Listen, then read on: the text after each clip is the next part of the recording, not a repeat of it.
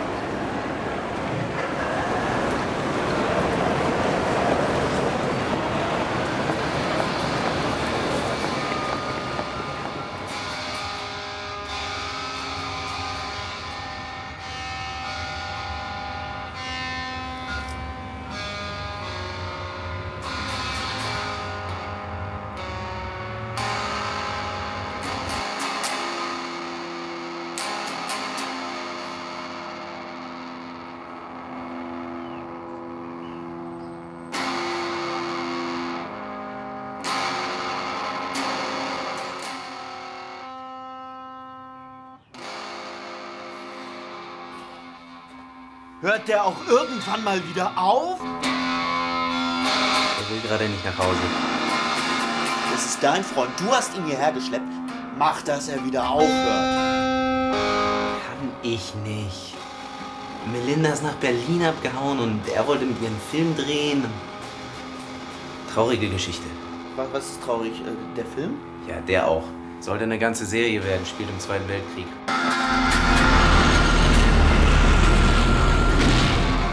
Dann soll er sie suchen, sie zurückholen, mit ihr den Film drehen. Aber ich will nicht, dass du ihn hier bei mir parkst. Ist ja schon gut. Ich kümmere mich darum. So, wir werden dann mal weiterziehen. Ich habe da was Nettes, was dich aufheitern wird. Was soll das sein? Angesagtes Szenelokal, draußen auf dem Land, ein paar Leute treffen. Aber ich muss dich warnen, ne? Die Leute, die wir da treffen, sind schon ein bisschen merkwürdig. Wieso? Ich dachte, das sind einfach irgendwelche Medienleute. Ja, das ist es ja. Die sind beim Fernsehen. Ja, verstehe.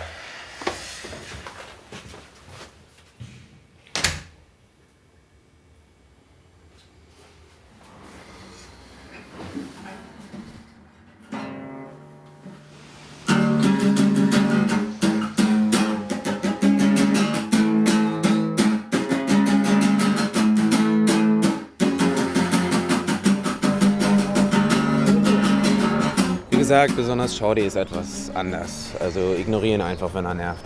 Was? Immer noch Melinda. Hm? Nee, ach Quatsch, das ist nur... Die Videothek macht halt bald zu und das ist einfach... Immer noch Melinda. Du, ich fick dich nieder, du, ich fick dich nieder.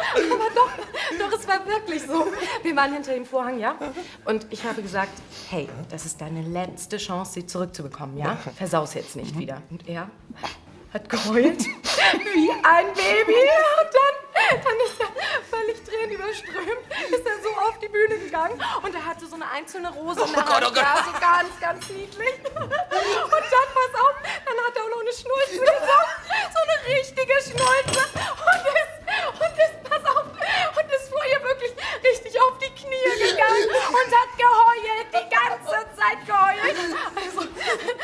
Kandidaten in der Fernsehshow zum Heulen bringen willst, ja? Ruf mich an. So ein geiles Stück dabei. Hey, Andi! Du Allesficker! Ja.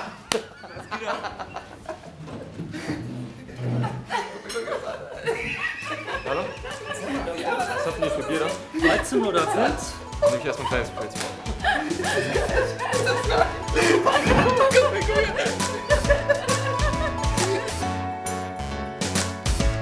What if the blue turns into black? What if the world turns out this life? Don't you think I'll be happy, but I'm not? You left my body on the floor. You shouldn't come here anymore. Don't you think I'll be happy, but I'm not?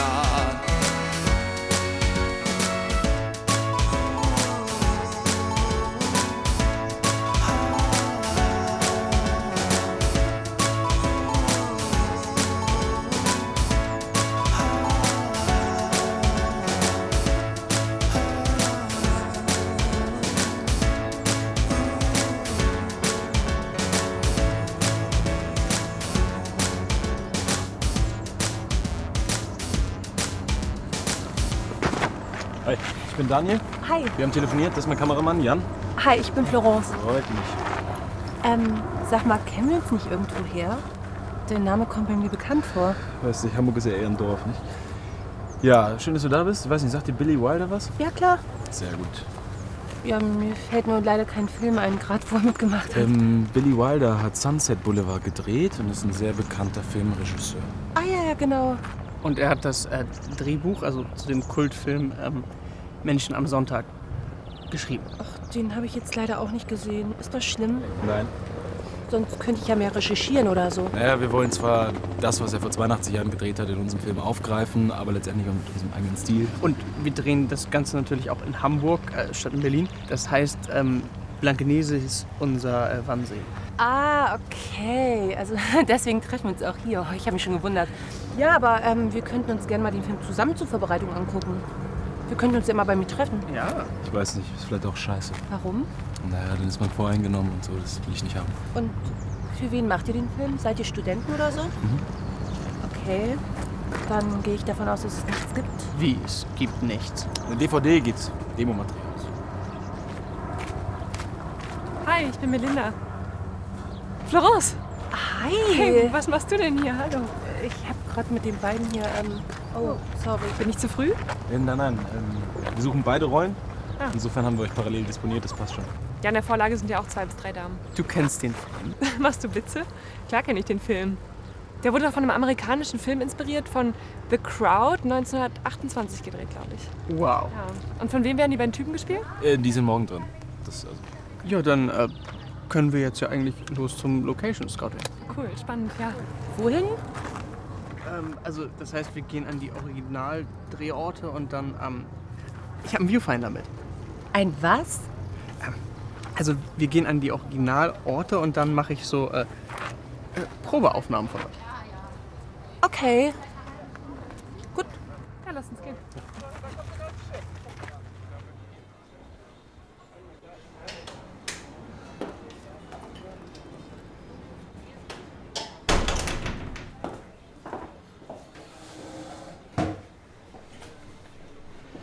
Hi.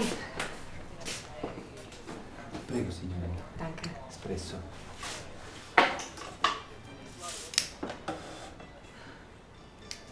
Danke dir. Wer hat sich denn noch für die weiblichen Rollen beworben? Sind wir die Einzigen? Ja, nicht ganz. Morgen kommt noch so eine Art Promi. So eine Serienschauspielerin, aber die kommt wahrscheinlich für uns eher nicht in Frage. Insofern ist es auch egal. Warum nicht? Es gibt immer so viel Stress mit Agenturen und Talent. Und, Okay.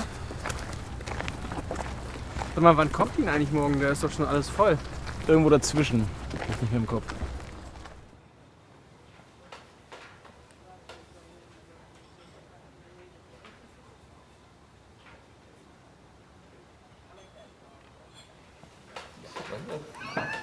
Geil. Das ist geil, oder? Ist das geil? Ja. Das hast du ja einfach so gekauft. Ja, natürlich. Vorbeigegangen, zack, rein, auf, gekauft. Wackelig gegangen. Und was machst du so in den Medien? Was ich mache? Ich verdiene das Geld. Ja, du bist einer der Glücklichen. Ja, das könnte man so sagen. Wir expandieren bald. Bulgarien, Ungarn, Albanien. Was genau machst du denn? TV-Sender. Sieht aus wie eine ganz normale Fernsehproduktion. Ja, das hoffe ich doch. Wenn irgendwo die fette Kohle steckt, dann willst du doch nicht, dass die anderen das mitkriegen, oder? Das ist der Trick. Mensch, Schorsch. Du Allesficker. Der Jensi ist World Shopping TV. Der macht die Call-In-Shows, der macht die Shopping-Shows. Das sind die Erotik-Clips. Wow. Einer muss ja gewinnen. Das ist immer mein Motto. Und ich bin sein verfickter Produzent. Und du spielst auch gerade in dem Verein. Nee, ich bin Anjas Chef bei Liebe, Liebe, die Show mit Happy End. Ja, Anja, schlaf dich mal gut bei Andi hoch, kannst bestimmt noch was lernen. Hauptsache, du kannst gut blasen. Oh, darauf kannst du wetten. Aber zuerst komme ich zu dir. Wo soll ich denn sonst heute Nacht schlafen? Du bist auch noch nicht so lange in Hamburg, oder? Naja, so seit einem Monat in etwa. Ich hüpfe eben so durch die Betten. Was für ein geiles Stück, oder? So geil. So, Mädels, ich muss bald. Und keine Angst, Papi bezahlt. Jensi.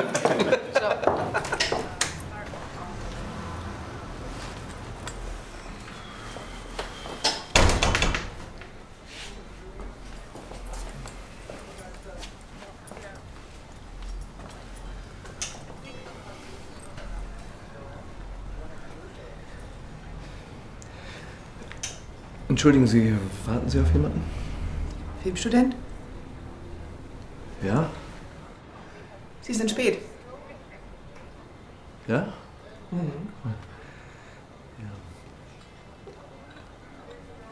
Ja, was ist denn jetzt? Darf ich mich setzen oder nicht?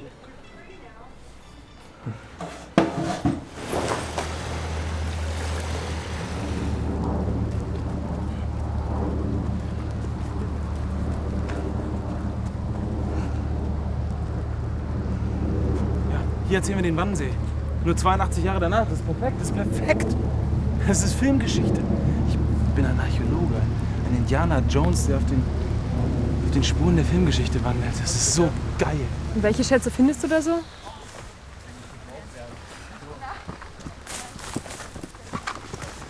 Wunderschön. Hat jemand eine Badehose von euch mit?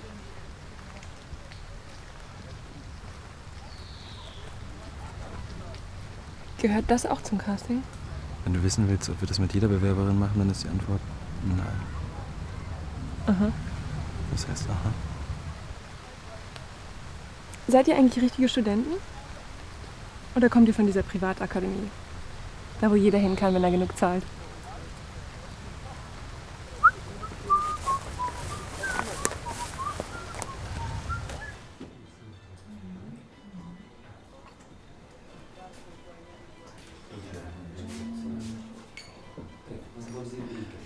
Also das ist jetzt Ihr Lieblingsrestaurant, ja?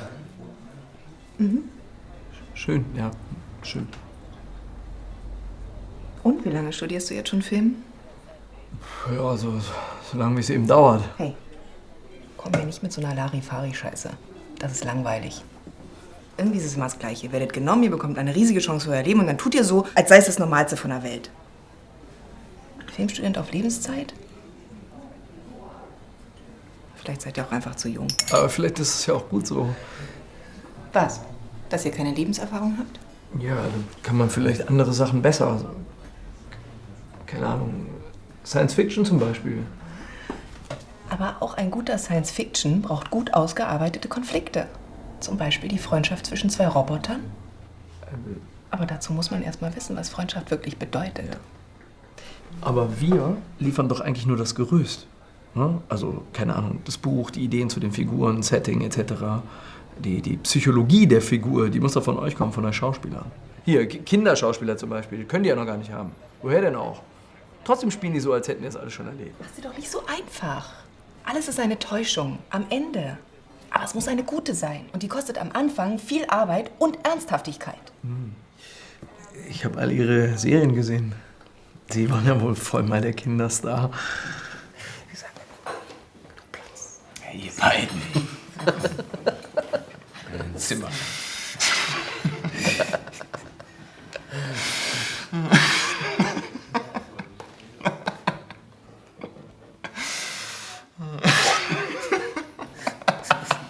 Hey, ist mit deinem Kumpel noch alles in Ordnung? Ich weiß nicht, ich frag ihn doch. Wisst ihr eigentlich, warum ich hier bin? Seine Freundin ist abgehauen. Oh. Nee, das ist es gar nicht mal so. Ich hatte gestern ein Vorstellungsgespräch, bevor ich zu meinem tollen Freund Andi gefahren bin. Ich sollte eine Werbung für so eine Spielothekenkette drehen. Ich war so gut wie gebucht. Die Konditionen waren schon ausgehandelt. Ey. Ich hätte endlich mal mit einem Film ein bisschen Kohle verdient. Und was ist dazwischen gekommen? Okay, ich hatte auch Liebeskummer. Aber aus dieser emotionalen Ausnahmesituation habe ich eine total seltsame Entscheidung getroffen. Du hast abgesagt. Irgend so ein armer Schlucker sollte an der Spielhalle vorbeigehen. einen Euro finden, damit reingehen und als Millionär wieder rauskommen. Ich habe denen gesagt, dass ich das Konzept unmoralisch finde. Von wegen Spielsucht und so. Und da müsste ich schon echt viele Social Spots drehen, um das wieder auszugleichen. Und so viel könnten die mir dann auch wieder nicht zahlen. Das hast du denen gesagt? Oh, geil. Das ist das für geile Allesficker. Ja, da hast du den so richtig ins Arschloch gebogen. Mann, jetzt halt doch mal die Klappe. Was denn? Hey, vielleicht hat Torti ja recht. Ja, das war tief. Ja. Vielleicht habe ich mir damit meine ganze Karriere in der Werbung zerhauen. Ja, oder aufgebaut. Jedenfalls komme ich hierher und sehe, dass alles umsonst war. Seht euch doch nur mal an. Eine Liebestalkshow-Redakteuse, die stolz darauf ist, Menschen bis zum Äußersten zu manipulieren. Dazu ein Shopping-Kanalbesitzer samt Gefolge, der alle Omis dieser Welt ausbeutet. Und dann ein Typ.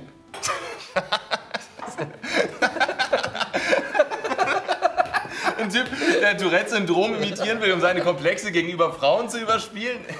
Sorry, aber ich habe gestern einen guten Job aus dem Gewissen heraus abgesagt, was Schlechtes zu tun. Aber ich hätte ja nie gedacht, dass da draußen noch viel größere Scheiße unterwegs ist.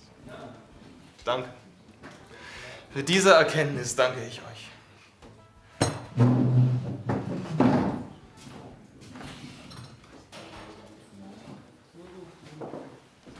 Lass uns doch von deinem Projekt sprechen. Ist das auch in Science Fiction? Ich dachte, es soll ein Remake sein. Ja, beides. Geht ja, beides. Soll ich einfach mal erzählen? Nichts würde mich mehr freuen. Ja. Stellen Sie sich bitte vor, es ist Nacht. Ja, tiefste Nacht. Es ist eine ruhige Straße. Und plötzlich hört man Motorengeräusche. Die werden immer lauter, immer lauter, immer lauter, immer lauter. Und ganz plötzlich sieht man, wie sich zwei Scheinwerfer mitten durch den sehr dichten Nebel eine Bahn brechen. Ja? Ein Auto kommt mit rasender Geschwindigkeit auf den Zuschauer zugefahren. Und das Auto fährt am Betrachter quasi vorbei. Da steigt hinterhin aus einem Wäldchen so ein kleines, immer größer werdendes, sich selbst illuminierendes Gebilde hervor. Man erkennt ein UFO. Bam! Plötzlich ist die ganze Leinwand voll von UFO. Ja? Das UFO geht in den Sinkflug und verfolgt das Auto. Umschnitt. Bahngleise. Da ist ein Bahnübergang. Ja, man hört so ein Bing, Bing, Bing, Bing, Bing. Die Schranken gehen so langsam runter. Von irgendwo kommt ein Zug angefahren, immer schneller und PAM! Ist da hinten das Auto. Fährt so auf den Zug zu, ja. Man hört Hupen, Hupen, Hupen. Das Auto wird immer noch verfolgt von dem UFO. Man weiß, das Auto versucht vor dem Zug über den Bahnübergang zu kommen. Das Andreaskreuz fängt erst so ganz langsam an zu vibrieren, wird immer schneller, immer schneller. Die ganze Szene ist ein bisschen angelegt an Spielbergs Begegnung der dritten Art. Es kommt immer mehr. Man denkt, zack, das Auto kriegt es noch gerade so hin, bevor der Zug das Auto erfasst. Aber es ist nicht so. Das Auto fährt vorbei. Man denkt, dahinter muss jetzt irgendwie ein Unfall passiert sein, aber es ist nicht so. Der Zug fährt immer weiter. Das UFO verfolgt das ganze Ding. Dahinter ist ein See. Man denkt, bam, das Ding muss doch irgendwie da reinfliegen und plötzlich ist alles weg. Der Typ in dem Auto bleibt stehen, steigt aus, guckt, wundert sich, dass er überlebt hat. Denkt so, was war das denn? Sieht das Licht. Denkt, der Zug muss ihn doch irgendwie gekriegt haben. Ist aber nicht so. Und plötzlich aus dem absoluten Nichts steckt genau dieses Gebilde, dieses sich selbst illuminierende Riesending aus dem See raus. Man weiß nicht, wie das da hingekommen ist und das Ganze sieht plötzlich aus wie bei Abyss. Er geht da dran und dann macht er den Fehler, den man nie machen sollte. Er berührt es und dann wird er da reingezogen und das ist der Anfang von dem Film. Das Ganze würde in der Nähe von Lübten spielen. Das ist in Mecklenburg-Vorpommern. Gab es auch noch nicht in Deutschland. Ein bisschen viel Kaffee. Das ist gut, das ist richtig gut.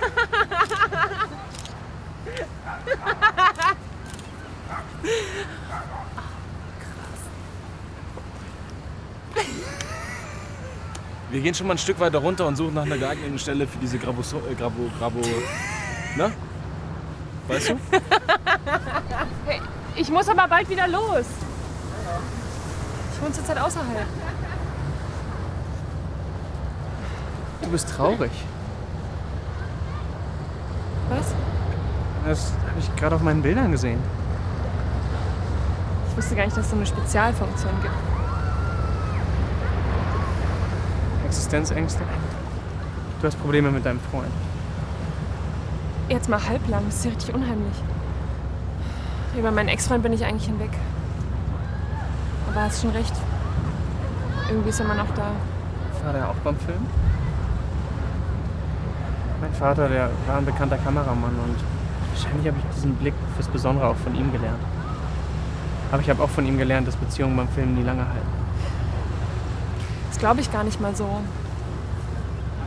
Ich kenne zum Beispiel welche, die sehen sich manchmal lange gar nicht.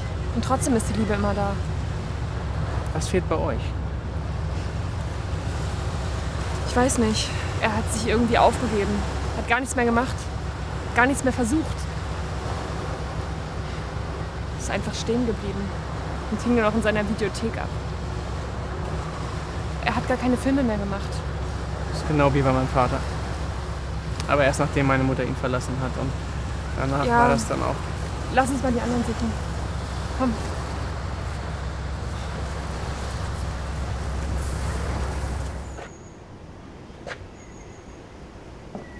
Fährst du jetzt nach Hause?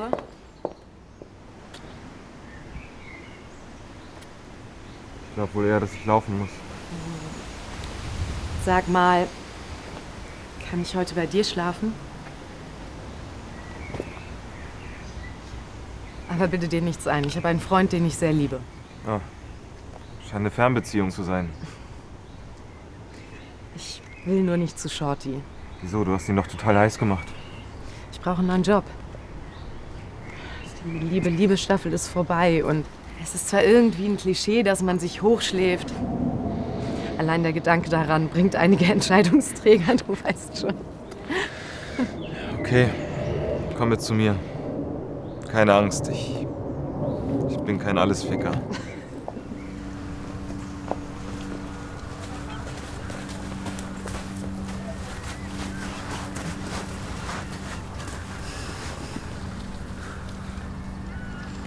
Also für mich ist alles klar. Wir machen eine Adaption. Wir nehmen die Stimmung von damals und packen sie ins Heute. Das Grammophon wird ein iPhone. Das Ganze ist hier am Strand. Es geht um Sommer, um Gefühle.